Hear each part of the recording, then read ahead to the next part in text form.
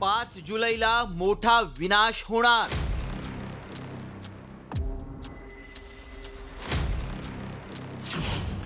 नवीन बाबा वेंगाच्या भविष्यवाणीचा धसका।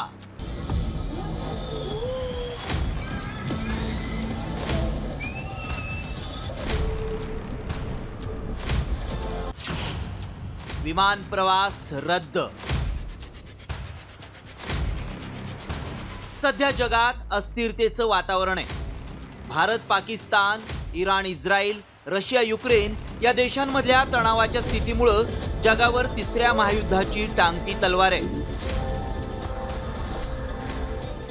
दुसरीकडे कोरोना आणि इतर आजारांच्या संकटाचीही टकटक सुरू आहे। अशा स्थितीतच एका भविष्यवाणीनं जगाची झोप उडवली आहे। 5 जुलैला मोठी आपत्ती येणार आहे हे भाकीत वर्तवलंय नवीन बाबा वेंगानं।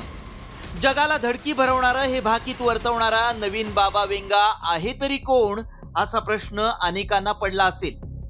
कारण 1911 मध्ये बुल्गारियामध्ये जन्मलेल्या बाबा वेंगा या दृष्टीहीन महिलेची भविष्यवाणी जगात प्रसिद्ध आहे।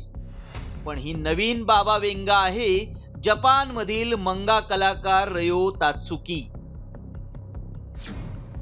तात्सुकीनं तिच्या 1999च्या मंगा द फ्युचर आय सॉ मध्ये एक इशारा दिला होता। 5 जुलै रोजी जपानमध्ये मोठ्या आपत्तीची भविष्यवाणी केली होती। जपान आणि फिलिपिन्स दरम्यान समुद्राच्या तळातील भेगा 2011च्या तोहोकू भूकंपापेक्षा मोठ्या लाटा निर्माण करतील असं भाकीत आहे। 2030 मध्ये विषाणूंचा मोठा धोका असल्याचा इशाराही दिलाय। तात्सुकीनं यापूर्वी 2011चा तोहोकू भूकंप, राजकुमारी डायना आणि फ्रेडी मर्क्युरी यांचा मृत्यू या जागतिक घटनांसह कोरोना साथीच्या आजाराची भविष्यवाणी देखील केली होती।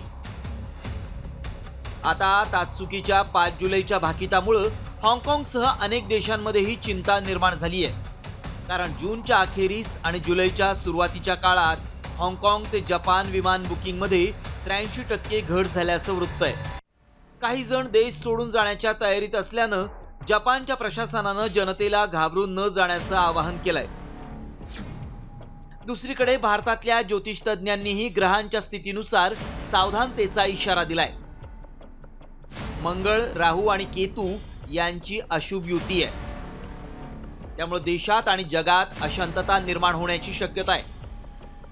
मंगळाच्या अशुभ प्रभावामुळे भूकंप, ज्वालामुखीचा उद्रेक आणि त्सुनामी सारख्या नैसर्गिक आपत्ती येण्याची शक्यता आहे। त्यामुळे भारतातही 28 जुलैपर्यंतचा काळ संवेदनशील असल्यानं नागरिकांनी विशेष काळजी घेण्याचं आवाहन केलंय। तर काही तज्ञांनी शनी आणि मंगळाच्या युतीमुळे अपघात होऊ शकतात, त्यामुळे अनावश्यक प्रवास टाळण्याचा सल्ला दिलाय। एकूणच या वेगवेगळ्या भाकितांमुळे येऊ घातलेला जुलै महिना जगाचं टेन्शन वाढवणार आहे। मात्र असं असलं तरी या भाकितांवर अवलंबून राहायचं का याचा विचार प्रत्येकानं करणं गरजेचं आहे। ब्युरो रिपोर्ट, साम टीव्ही न्यूज।